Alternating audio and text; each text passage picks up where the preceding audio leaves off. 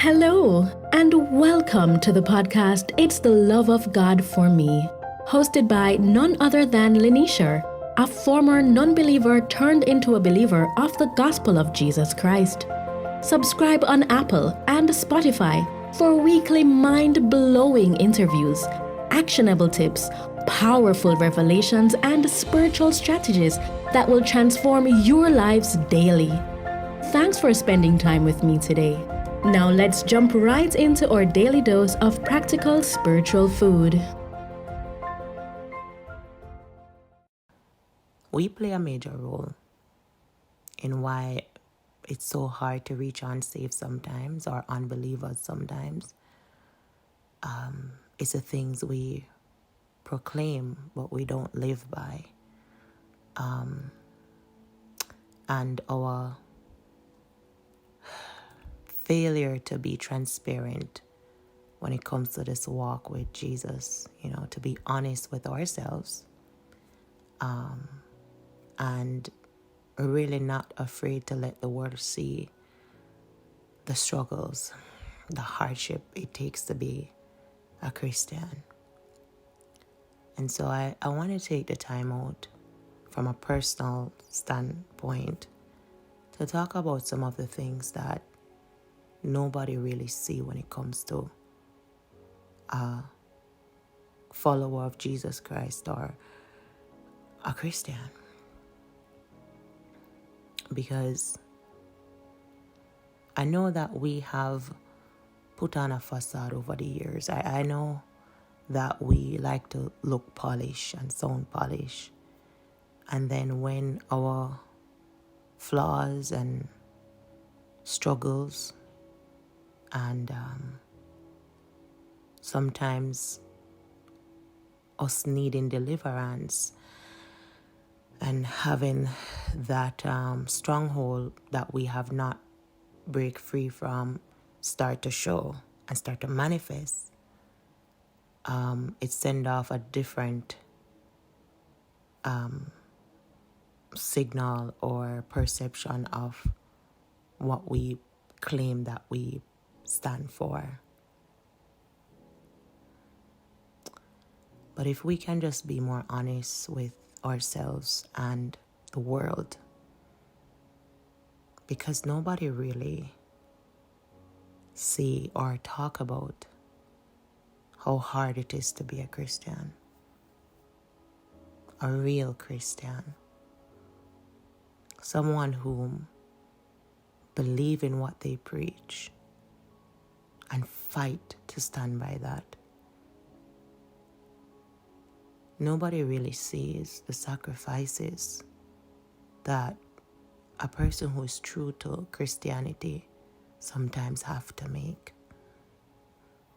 Sometimes we lose a lot. We just don't talk about it. Because a real Christian will tell you our aim, our goal is to glorify Jesus. It's so that he can be seen. And us, we're hidden in him. So our will is lost in him. Our desires are lost in him. Everything about us is hidden in him. What you don't see is the battles that a true Christian fight. Battles with themselves, battles with their wills, battles within the household, sometimes in the marriage, sometimes in ministry. Not to mention the kingdom of darkness. When I say battles in their household, I'm not talking a physical or verbal fight. I'm just talking about the challenges that comes with standing firm on your morals, your values, your faith in God, and not breaking to that under pressure.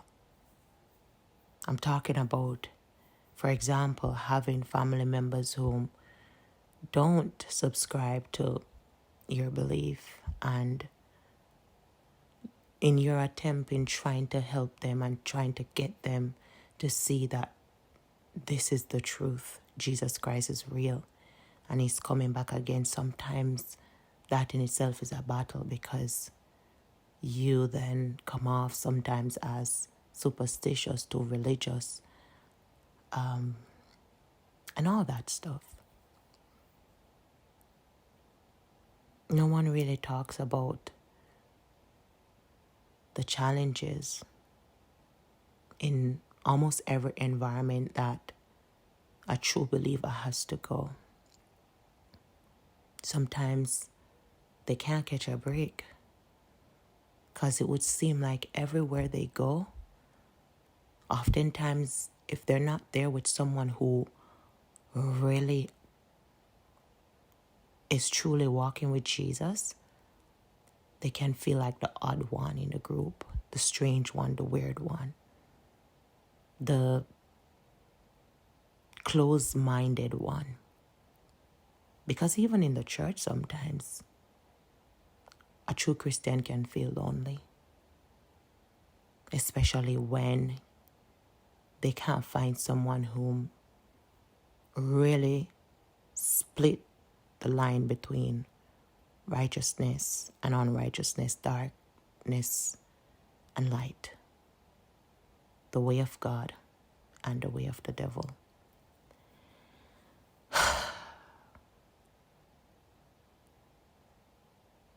Nobody really noticed how lonely it is to be a Christian.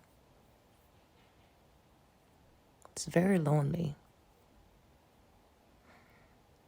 Sometimes the closest to you, like maybe your spouse, your children, your mother.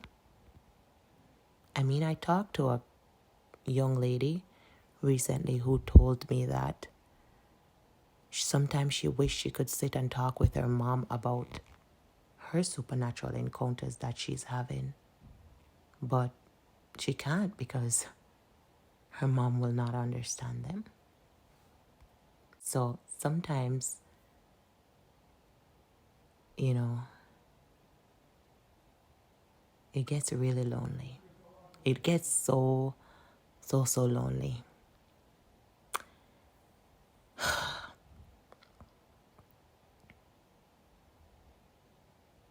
It's hard to be a Christian.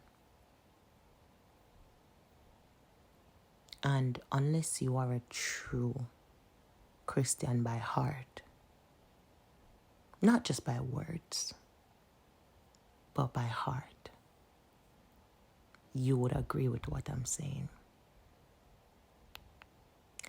It's hard when you have to daily get up and sacrifice your will. You have to sacrifice self. And you might say, Lanisha, why is it so extreme? Why do you have to sacrifice yourself and your will? Doesn't God want us to live with our free will? This episode is not to dive into the depth of those things because it's a lot to talk about. But in a nutshell, I will say that that's what the gospel is all about. Jesus said, if you love me, deny yourself, pick up your cross and follow me. To deny yourself means to deny your way of thinking, your way of what you think is best for you, your desires. It's really to deny the things that you think is the best things, the things that you maybe really want, and to follow Jesus. An example of this is a job that you always wanted and finally you get it, a job that's paying you a lot of money. And let's say the Lord speak to your heart, or he gives you an encounter and he says, I want you to leave that job and start ministry full time with no plan. God don't tell you his plans, how you're going to get through that financially. he doesn't give you that part of it. He just tell you leave your job, and you have to walk in that in trust and in faith. And I could go on and on because there's just so many things to unpack here. I just want to say that from a person whom is trying my best to walk this walk, and Lord knows I've fallen so many times I cannot count. There are moments I do question why God called me to this path, because it just doesn't make sense to me sometimes.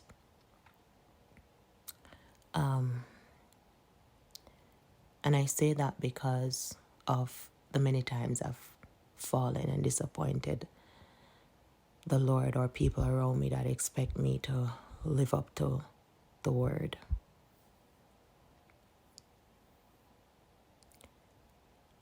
It's hard to be a Christian. It's very hard. Sometimes in you trying to do good, in you trying to win souls, you end up destroy them. Sometimes because of the way you deliver, or maybe your delivery when it comes to the gospel, you can become an hindrance for somebody else. I mean, it's so hard. And from a personal standpoint, it's even harder when you don't have the support of the people that you really wish you had.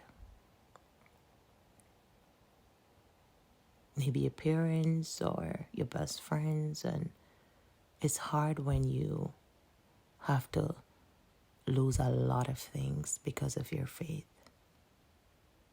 It gets really hard when you can't live by your own free will anymore.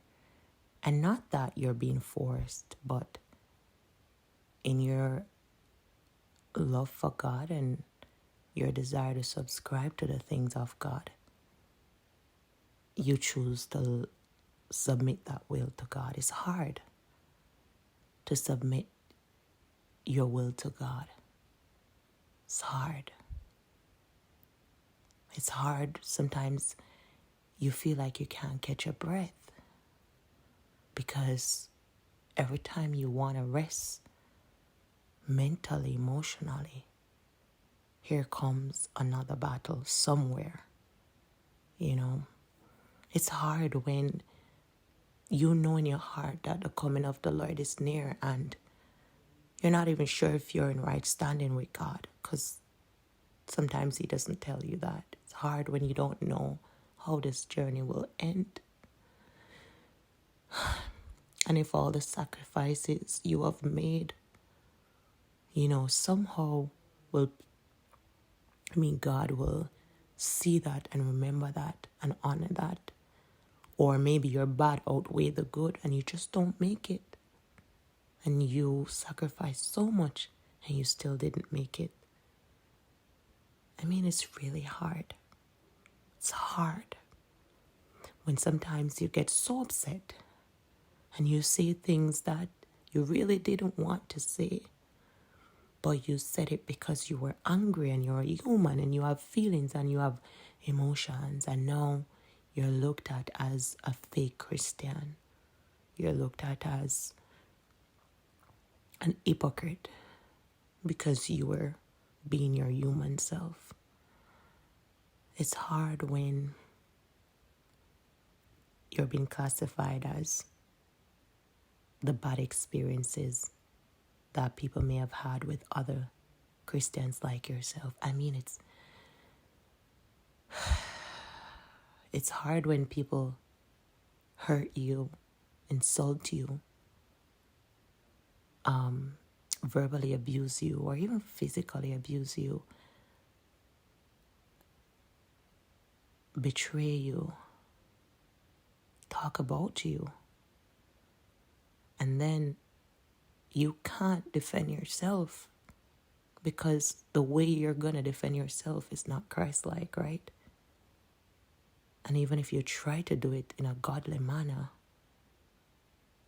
if you're not assertive enough, that won't work out well. And if you get assertive, you're told that's not how a Christian should be.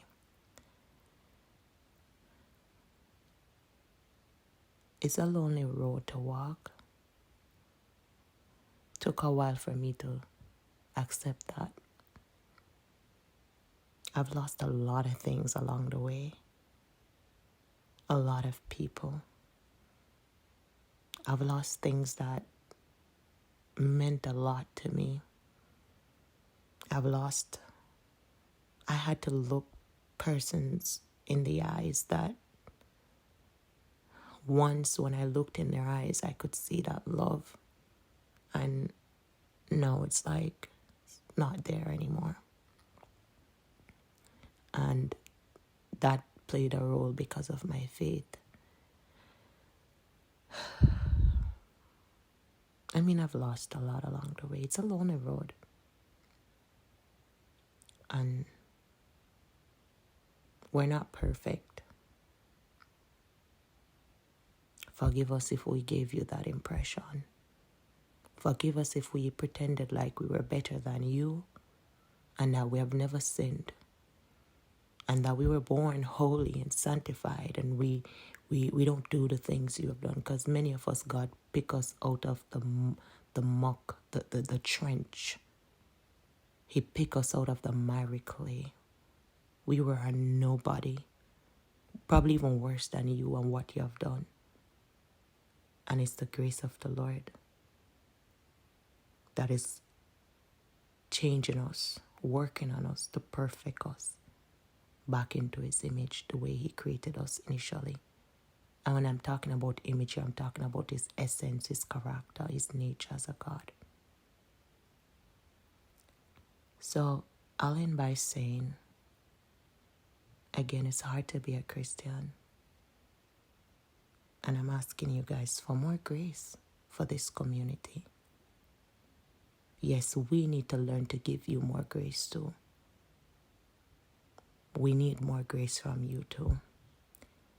I mean, I know people are going to go in scriptures and talk about what the disciples suffer and Jesus suffer, but listen, my grandmother always tell me 7 brother, 7 different mind.